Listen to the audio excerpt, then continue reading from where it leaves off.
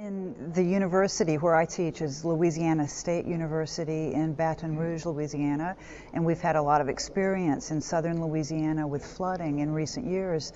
And we have learned that the whole question of getting citizens to take more responsibility for the floods before they happen, pre-emergency planning, is a very big challenge. There are large gaps in the scientific understanding of the changing threat levels, and we are busy in southern Louisiana trying to bring together experts that understand hydrology and changing threat conditions, especially when it comes to sea level rise, connecting those people more with citizen groups so that there can be more communication between what we think of as experts and regular residents, other stakeholders within communities.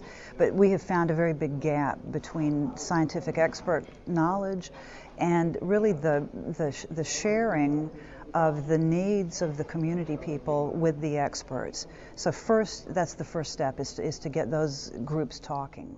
A triggering event often galvanizes the public opinion and moves them to action, but we don't want to wait for that. Yes, but we have found that certainly after Katrina there appeared to be a window of opportunity wherein the residents that had been affected were certainly more heightened in their concern and awareness about flood protection, and were willing to modify their houses and take steps possibly to pay more even in property taxes for flood-resistant infrastructure. But as we get away from that big event, the public support tends to decline.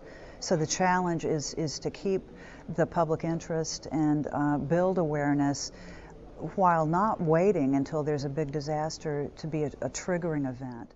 We have found that there is a high value, a high payoff involved in designing public education and awareness campaigns. People, statistically we found, as they feel more confident and more aware of exactly what adaptations to make, that's the best predictor of who will actually adopt a household emergency plan. And that is more of an important predictor variable than the education of the people, the wealth of the people. It's almost on even par with past disaster experience. We learned a very hard yet valuable lesson with Hurricane Katrina, and that is that we as individuals in a community cannot expect any kind of government agency to have all the answers and to come to us and bring food and water and transportation after the event has happened. I think an important point to keep in mind is the very individualistic, idiosyncratic nature of what an individual household will have to do, the people in that family, for example, to save their possessions, to secure their important records and memorabilia for their family, and also where their evacuation will take them.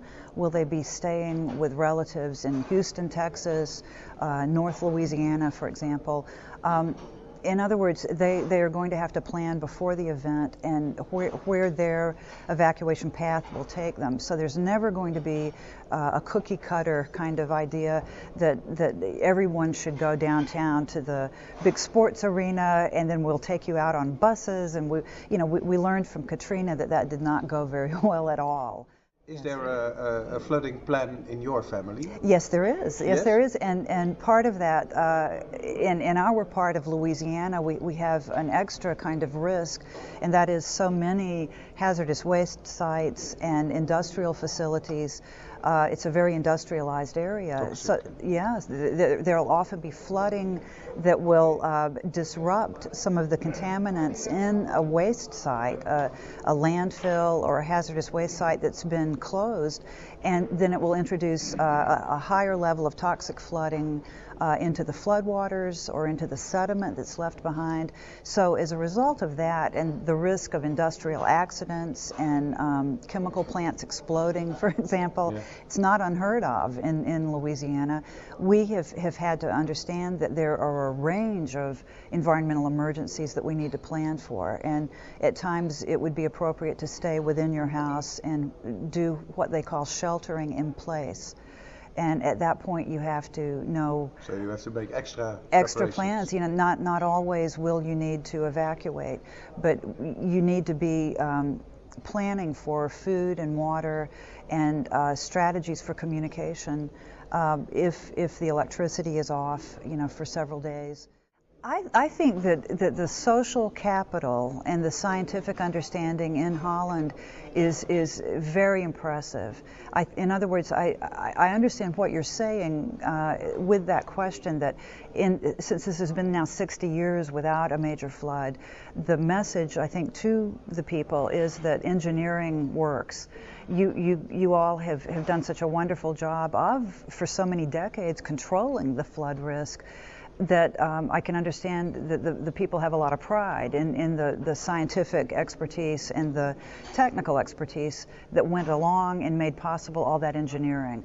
But the conditions are changing. We know that dynamic ecosystems change, climate change is bringing sea level rise, so there is no ultimate permanent engineering solution.